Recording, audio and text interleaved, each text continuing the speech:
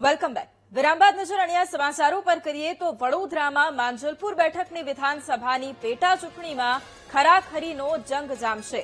જીત મેળવવા માટે ભાજપ અને કોંગ્રેસ એડી ચેવટીનું જોર લગાવી રહ્યું છે.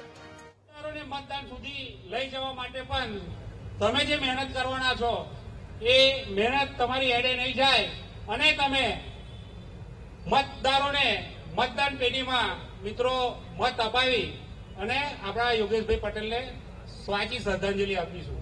મિત્રો, યોગેશભાઈ પટેલની જે કામગીરી હતી એ કામગીરી ખરેખર આટલી ઉંમરે પણ વખાણવા લાયક છે. આખા વિસ્તારની અંદર એમને નિર્મળ સ્વભાવથી જે કામ કર્યું છે, આખા ગુજરાતમાં જેમને ખરેખર શિવરાત્રીના દિવસે જે યાત્રા નીકળે છે, અભૂતપૂર્વ યાત્રા, જેમ જેમ વર્ષ વીતતા જાય છે એમ એમ એ યાત્રાની અંદર શહેરના પ્રજાજનો શંકર ભગવાનનો આશીર્વાદ મેળવવા માટે ખૂબ મોટી સંખ્યામાં ઉપડે છે.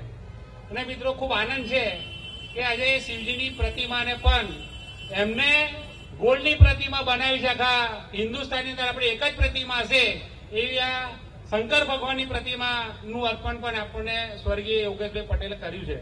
મિત્રો, એમના સુપુત્ર પણ આજે આપણી વચ્ચે છે.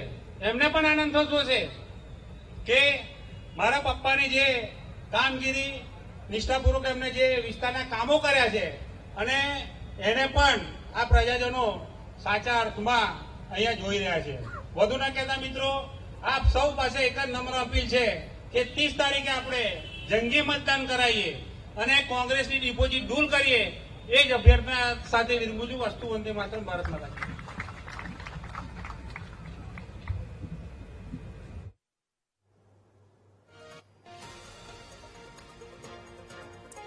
તો માંજલપુર બેઠક પર પેટા ચૂંટણીનો આ જંગ જામ્યો છે અને જીત મેળવવા માટે ભાજપ અને કોંગ્રેસ હવે મેદાને છે. ભાજપના ઉમેદવાર સતીશ પટેલ કે જેમણે અત્યારે નિવેદન પણ આપ્યું છે અને કોંગ્રેસના ભીખા રબારી વચ્ચે હવે જંગ જામવાનો છે અને ભાજપ કોંગ્રેસના ઉમેદવારો હવે ફોર્મ ભરશે અને આગામી સમયમાં 30 તારીખે મતદાન યોજાશે.